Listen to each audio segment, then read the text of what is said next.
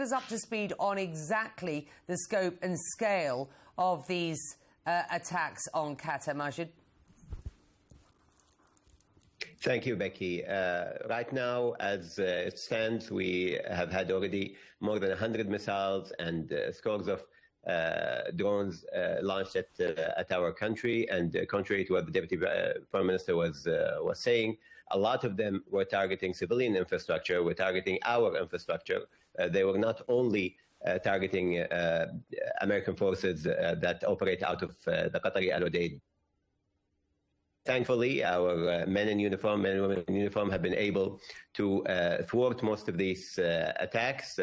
Almost all the missiles were downed with very minimal damage from those that have hit their targets. And we are right now engaged fully in protecting our country from that aggression. As you know, the airport in Qatar, there were attempts, multiple attempts at targeting the airport. Thankfully, all of them have failed, but this is a clear sign that the targeting is not only towards military infrastructure, it's targeting also civilian and commercial infrastructure. And, Qatar is a transit hub internationally. At the time of the attack, when we were forced to close down our airspace, there were more than almost 8,000 transit passengers who are still here in Doha. The government has taken all precautions, put them in safety in hotels inside Doha and vacated the airport. And of course, we're monitoring the situation, and our military and our interior ministry are working around the clock to deal with any shrapnel that has fallen down and caused some damage. We had around 20 injuries till now. Most of them have been minor injuries, and our hospitals are dealing with them as we speak. And on Sunday, I just have to sort of underscore, Qatar announced that it had successfully repelled what was a large-scale Iranian attack of 65 ballistic missiles and 12 drones. Those totals, it seems at this point may rise, and let's talk about what you're preparing for going forward. But I just wonder whether you can just detail more of these interception operations, if you will. Is this evolving to include both surface-to-air and fighter jets at this point? Yes, I can confirm that both are in use right now. Our Patriot defense systems are operational, and most of the attacks have been repelled by them. But now also fighter jets have been involved. Our pilots have downed some drones and some incoming projectiles. And as I said, the whole army is ready to deal with it in every way possible. And as you have seen in our statement, we reserve the right to retaliate, and it is with our leadership right now. But obviously, this cannot go unanswered. A price has to be paid for this blatant attack on our people, on the safety of the people and residents from 140 different nationalities living here in Qatar. We have always championed peace in the region. We've always championed peaceful means in solving conflict in the region, especially with Iran, where we have in the past mediated between Iran and Western countries and the US a number of times. We were heavily supporting the Omani-led negotiations that were taking place until this escalation. But an attack like this cannot go unanswered and cannot be left without retaliation. Last time we were attacked by Iran in the course of these escalations, we decided to opt for peace because there was a chance for peace at the time, but this cannot happen every time.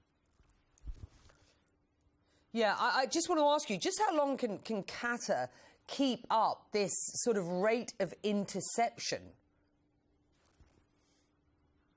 We are ready to defend our country as long as it takes. We have had these contingencies in place for a really long time, especially that our country was attacked 2 times, once by Iran, once by Israel last year. And therefore, all the contingencies are in place, and we're ready for the long on this. But obviously, we are working also to make sure that we are safe from a political and diplomatic point of view.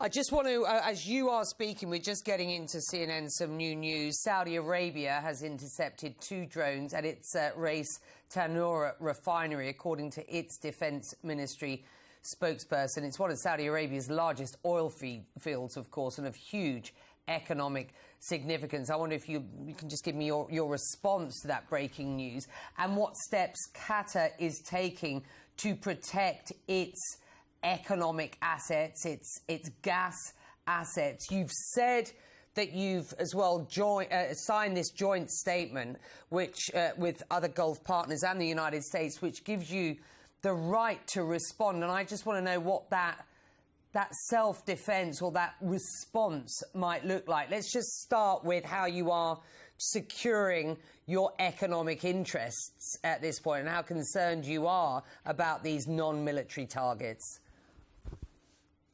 Becky, of course, we are gravely concerned because we have seen the pattern for the past couple of days of targeting civilian infrastructure and commercial infrastructure in Qatar and in the region. We stand in solidarity, of course, with our neighbors in the GCC countries and in Jordan, who were attacked in the course of this escalation. Our leaders have been talking constantly for the past couple of days and coordinating between them, along with the United States. You have seen, of course, the joint statement that was announced. And yesterday there was a meeting of the foreign ministers of the GCC to coordinate a response to these blatant attacks. As I said, the response, the time and the manner of response is with our leaders, and the decision will be taken with them, but it cannot go unanswered. When it comes to our economic facilities, the offshore facilities that we have and the onshore facilities, I can assure you that the military has taken all possible precautions in making sure that all these places are defended and that the people working over there are safe. We've mandated a work from home for everybody working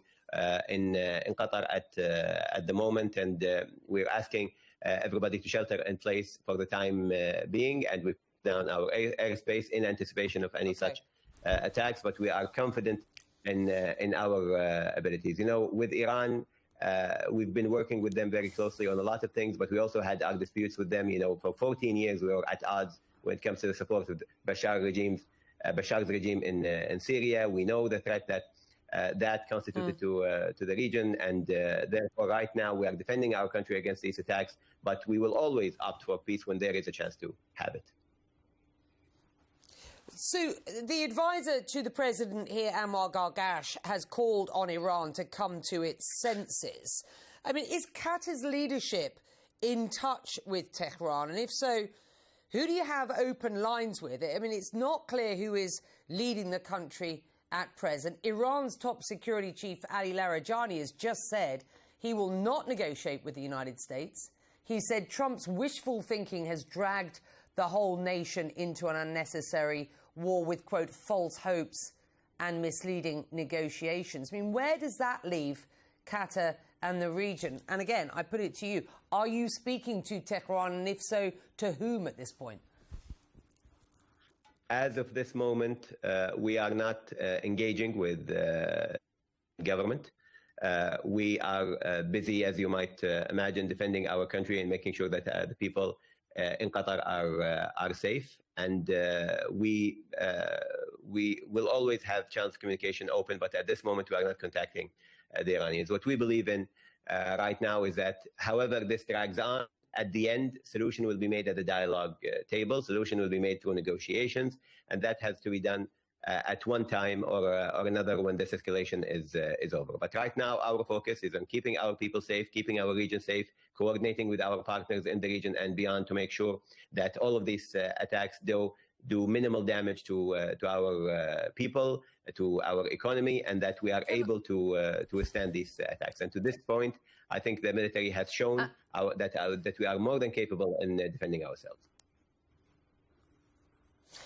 I just must ask briefly, was Qatar given any heads up of these US-Israel coordinated strikes on Iran Saturday morning? We had not been aware of the attacks, but we are in close coordination with our strategic allies in the US and working shoulder to shoulder with them on everything that's happening on the ground right now.